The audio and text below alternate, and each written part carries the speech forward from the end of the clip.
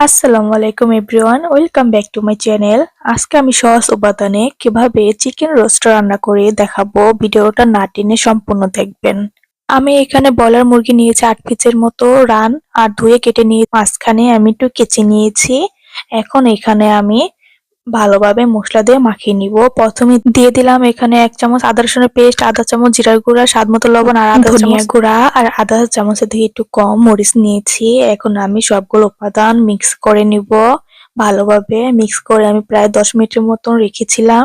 আর এখানে চুলায় কড়াই বসিয়ে দিয়েছিলাম। তেলগুলো আগে থেকেই আমার গরম করা ছিল। আমি এই রোস্টগুলো ডুবো তেলে ভাজবো। এখন একটা একটা করে সবগুলো দিয়ে দিচ্ছি তেলের মধ্যে। এখন এইগুলা ভেজে নিব আমি মিডিয়াম সাইজে। আর আমার চুলার আঁচটাও মিডিয়াম সাইজে রেখেছি। আমি এই চিকেনগুলা কড়া ভাজা দিব না, মিডিয়াম সাইজে ভেজে নিব। এখন আমার ভাজা হয়ে গেছে। এখন এক বাটিতে আমি নামিয়ে ফেলছি।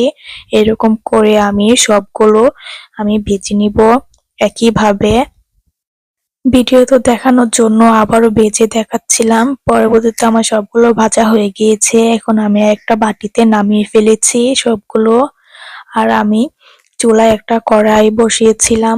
কড়াইটা আগে থেকে গরম করে নিয়েছি। এখানে আমি তেল দিয়েছিলাম।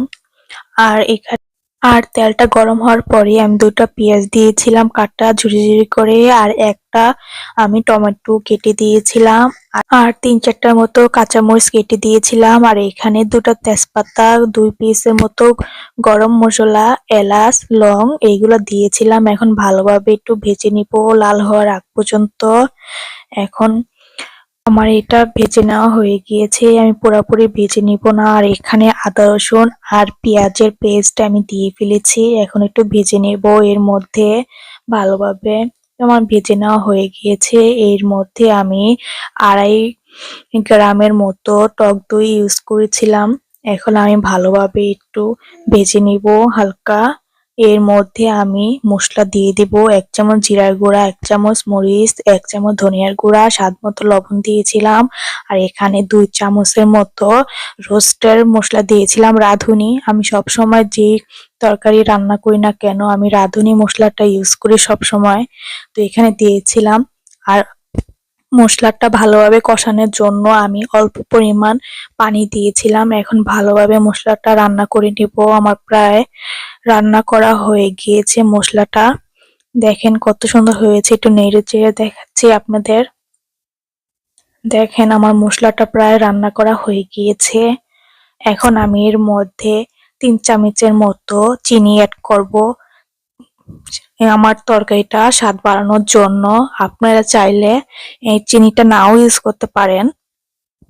যাদের মিষ্টি রোস্টটা পছন্দ তারা অবশ্যই চিনি অ্যাড করবেন, যাদের পছন্দ না তারা দিয়েন না। তো আমি একটা একটা করে আমি রোস্ট গুলো দিয়ে দিলাম সবগুলোই। এখন ভালোভাবে একটু কষিয়ে নিব।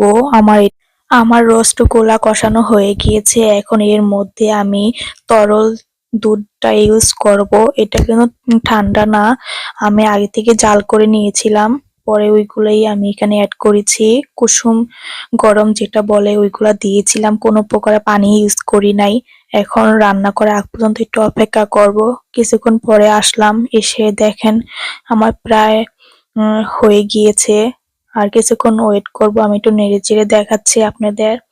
দেখেন আমার এটা রান্না করা প্রায় শেষের দিকে। আমি পুরা ভিডিওটা দেখাই নাই, কেটে কেটে দেখাচ্ছি কারণ আমার ভিডিওটা অনেক লং হয়ে যাবে। এখন আমি এটা নামিয়ে ফেলবো, একটা বাটিতে নামিয়ে ফেলেছি। এখন এর মধ্যে পেঁয়াজের বেরেস্তাটা দিয়ে দিচ্ছি উপরে ছড়িয়ে ছিটিয়ে। দেখেন ফাইনালি আমার লুকটা কত সুন্দর হয়েছে, মাশাআল্লাহ। আমার এই রেসিপিটা যদি ভালো লেগে থাকে অবশ্যই আপনারা এই বাসায় এভাবে রান্না করে দেখতে পারেন, কত স্বাদ।